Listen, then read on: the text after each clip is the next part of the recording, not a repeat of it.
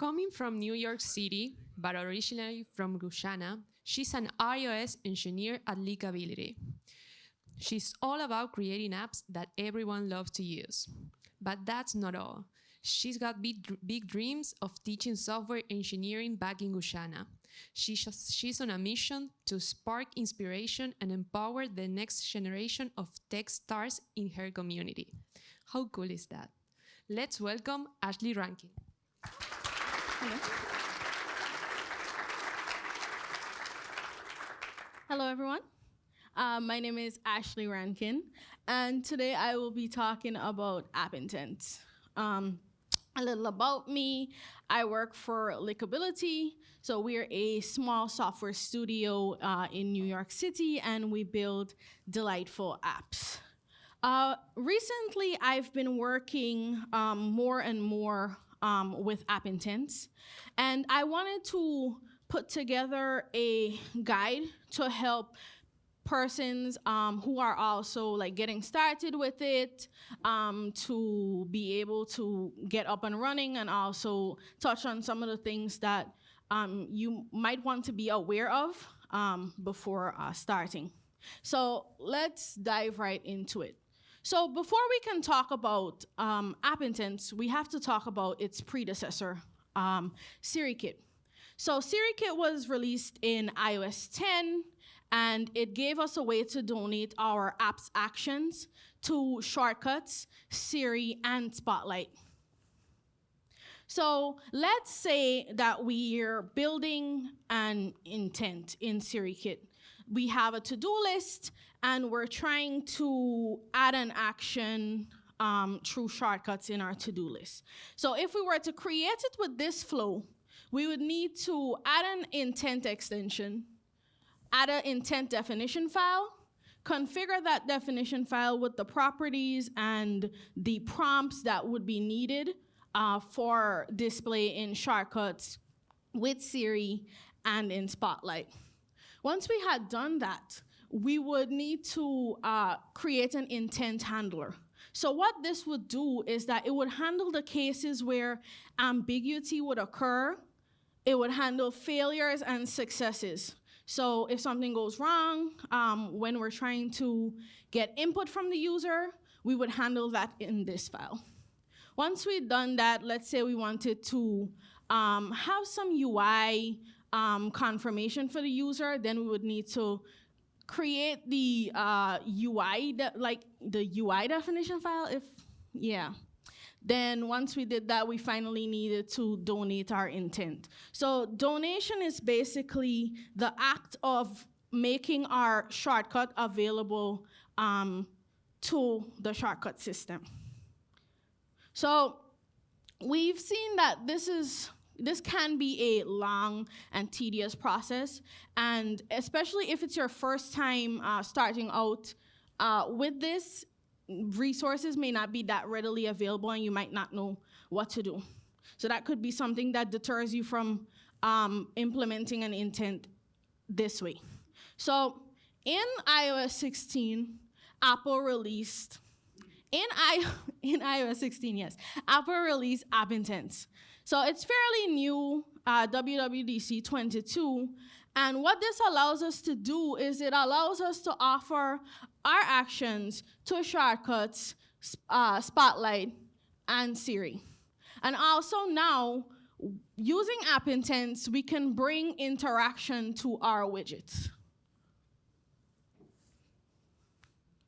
So why are intents important? Intents are important because they help to save the user's time. And one example of this that I use daily is the Tesla app. So before, they didn't have an app. And recently, they released a plethora of new intents that allow you to communicate with your car, so you can lock it, unlock it, open the trunk, open the front. And there are some fun ones like biohazard mode that just turns on the air and like makes a noise. But before, when we used the app, we needed to open the app, then we would see the screen, then we would interact with like controls. We would unlock the car, open the trunk, or do something. And I don't know about you, but sometimes if you need to like think about this when you're in a hurry, it slows you down. So with these intents, it helps us to like just go on our home screen, tap on the intent, your car's unlocked, you leave the house, you're good to go. Another reason why intents are so powerful is because they empower accessibility. You should note that users who use things like VoiceOver experience the same interactions as users who don't. So this could be an easier way for them to get something done without opening your app. So let's dive in a little bit about the code. So in this section, we'll be talking about some of the benefits of app intents, how do you build them, and some things that you should note. Because as we all know, nothing is actually like perfect. Things can go wrong. So some of the benefits. So it's an entirely programmatic interface. So from the creation to the configuration of intents, it's done entirely in code. There's no donation of your intent actions. As soon as you create it and configure it, they're available to shortcuts. Our views are built in SwiftUI, so they're reusable and maintainable. And now, with the addition of the new button initializers and toggle initializers, our intent can be used within our app and in our widget extensions. So how do you create an intent? So app intents is a protocol. So in order to get started with this, we need to conform to our protocol. To conform to our protocol, we need a title and our perform method. In some cases, you probably will need a parameter. So what a parameter does, it represents a data type that we're saying that, okay, this is what we require from the user for input. So this can be required or non-required. In order to mark something required, you don't use a question mark. So it's like you omit or you add the question mark to be like, okay, I want this thing to be required or I don't want it to be required. So I think this is something important to note, that parameters have things called projected values. And on the projected values, there are a few methods that when you're getting started with app intents, you might want to know. And these methods allow you to respond to user input during the process of parameter disambiguation. So basically, these methods are important for the process where the system tries to get values for all the parameters that you're trying to use to execute your intent. So the first method is needs value error. What this does is, let's say the user is executing your intent, and they're trying to input some data, but you require that like the data needs to be available, but for some reason you haven't like marked it required. So what this does is that it restarts the process of intent execution to prompt the user like, hey, we need a value here, so add it. Then request confirmation. This is just a verification that the value that the user selects is the value that they actually wanted to select. So it's like you just verify, hey, did you mean to select this? If yes, let's move on. Then I find that this one is quite important. Request disambiguation. This method is important for cases where you expect that the user should select one value, but there are multiple values that could be possible for a particular parameter. We'll talk about this a little more as we go along. So then we have our perform method, which executes on our intent. We can specify dialogues. We could use views to give confirmation. So, sorry, my throat is dry. Okay, so app intent allows the code that we create to be used in multiple contexts, like I mentioned before with widgets and in our apps.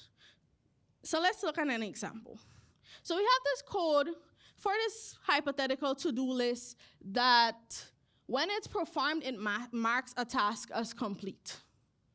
So when we want to call this in our widget, we just create a button, create our intent, and once it's tapped, the user, the perform method will be executed. It's that simple. We can see from this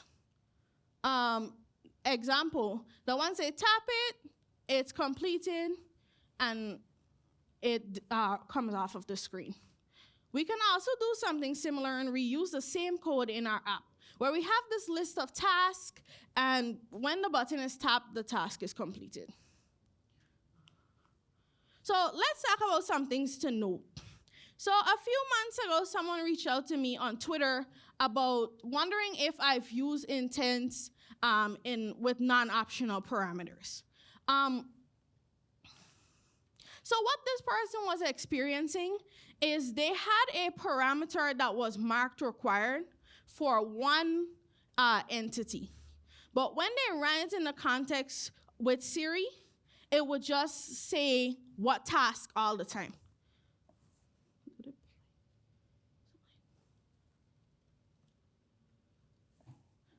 Uh-huh. What's the date? What's the task? What's the task? What's the task? So as you can see, Siri just goes in a loop. And I think we'll discuss this a bit. Before we dive into what the issue was with that, we should understand that when we use enums in our intents, the system can easily disambiguate because it knows how many items we need to be executed for choices. So it just displays all of them automatically after it's like resolved the parameters. So What's the date? This is an enum. Which one? High priority, low priority, or medium priority? So it has 3 options. So it knows that, okay, let's list out these options. But in a case where we use things like entities in our apps, and we need to provide a query, right? If you look closely at how this code works, it has an intent parameter dependency. What this does is it takes the value of the date provided by the user and filters through the data set to get a collection of those tasks that fall between the state, right? So this is what happens when the system runs. So when the system tries to resolve the parameter, it calls the suggested entities. But in cases where we have only one entity or we require one value, this method returns an array of objects.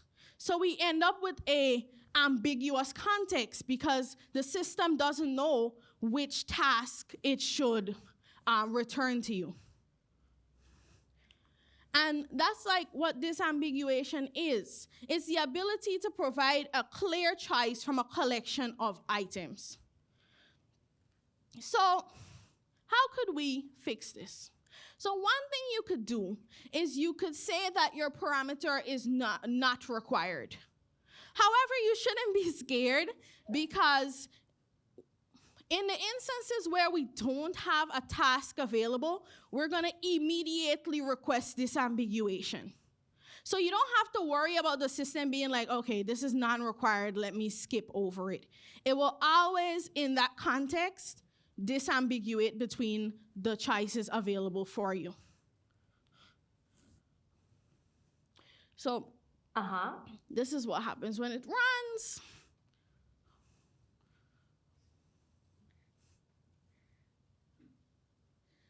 And it shows all the options. So let's look at another example to solidify this. So this is a case where we require multiple tasks for the user to select. So Because when we select the date, as we can see, this is required also. And then our query uses the date to filter through the objects, and we return an array. The system provides that array for a selection for our parameter, because that's what the query returns. It took a little while to understand this, because sometimes app intents can feel like magic when it's executed. But just remember that, like, when it's running, it tries to resolve the parameters first before it executes on the task. So in this case, you can see that when it's run and a date is selected, multiple options can be selected and it's provided to them. So another thing someone asked me is if we can show confirmation alerts on the home screen. As of right now, we cannot. Who knows in the future? Maybe Apple will add this, but who knows? And the one thing that I want to leave with is now that we can use intents in multiple contexts, like we put them in our apps or we use them in the widget, you should remember that not every action in your app needs an intent. And Apple suggests thoughtfully thinking about what actions you want to add to your app so that the experience is the most helpful to the user. If I've piqued your interest and you'd like to know more about app intents, here are some really good resources on it. And if you have any questions, I'm on Twitter. Thank you.